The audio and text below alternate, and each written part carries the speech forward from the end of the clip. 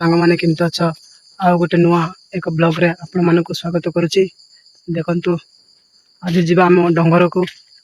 ଆଉ ଆପଣଙ୍କୁ ଆମ ଡଙ୍ଗର ସବୁ କିଛି କି ଚାଷ ହେଉଛି କ'ଣ ନାହିଁ, କେମିତି ଆମେ ସେଠାରେ ଚାଷ କରୁଛୁ ସେଇଟା ସେ ବିଷୟରେ ଦେଖେଇଦେବି।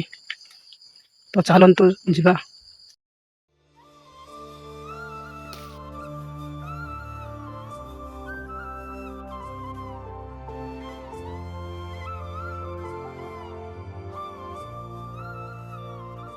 ସାଙ୍ଗମାନେ ଦେଖନ୍ତୁ, ଆମର ଡଙ୍ଗର ଏତେ ମାତ୍ରାରେ ଜଙ୍ଗଲ ହେଇଯାଇଛି। ମକା ଗଛ ଦେଖିପାରୁଥିବେ। ଆଉ ସକାଳର ଭିଉ ଏମିତି ଅଛି। ଦେଖନ୍ତୁ, ବହୁତ ଗ୍ରୀନେରୀ ହେଇଛି ସାଙ୍ଗମାନେ। ଏଟା ଦେଖି କୁହନ୍ତୁ କି କନ୍ଦା? ଏଟା ହଉଛି ମକା ଗଛ ଯାକର। ଦେଖନ୍ତୁ, ଏମିତି ଆମର ଡଙ୍ଗର।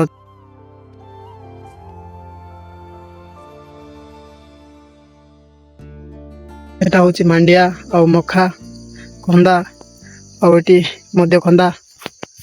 ଏଟା ହଉଛି କାନ୍ଦୁଳ ଗଛ ଯାକ। ଦେଖନ୍ତୁ, ତମ ଆଡ଼କୁ କେମିତିକା ଚାଷ ହେଇଥିବ କମେଣ୍ଟ କରି ଜଣେଇବେ। ଆମ ଡଙ୍ଗରଟା ଟୋଟାଲ ସଫା କରିନାହାନ୍ତି। ବହୁତ ଲଟା ଦେଖାଯାଉଛି। ମକା ବି ହେଇନାହିଁ। ବର୍ତ୍ତମାନ ଏବେ ଫୁଲଟା ହେଇଛି। ଆଉ କିଛି ମାସ ଗଲା ପରେ ମକା ହେଇଯିବ। ଭିଉ ଦେଖିଲେ ବହୁତ ସୁନ୍ଦର ଲାଗୁଛି। ଦେଖନ୍ତୁ ସାଙ୍ଗମାନେ, ଗ୍ରୀନେରୀ ଏମିତି ଅଛି। ମକା କାନ୍ଦୁଳ ଆମେ ଲଗେଇ ଚାଷ କରି ଖାଉ। ଆଉ ଡଙ୍ଗରରେ ମଧ୍ୟ କପା ଲଗେଇଛୁ। ଦେଖନ୍ତୁ, ଆମ କପାଟା କିଛି ଭଲ ହେଇନାହିଁ।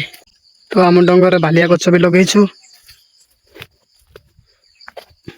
ଦେଖନ୍ତୁ, ତେନ୍ତୁଳି ଗଛ ସବୁ ପ୍ରକାର ଏଠି ଦେଖିବାକୁ ମିଳେ। ଆଉ ଏଇଟା ମୁଁ ଲଗେଇବା ପଣସ ଗଛ।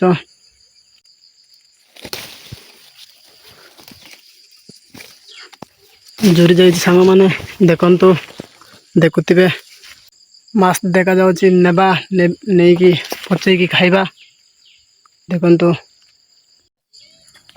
ବହୁତ ସାରା ଆତ ଗଛ ଅଛି। ଆଉ ଦେଖନ୍ତୁ, ଖାଇ ଦେଇଛି ଚଢ଼େଇ ମାନେ।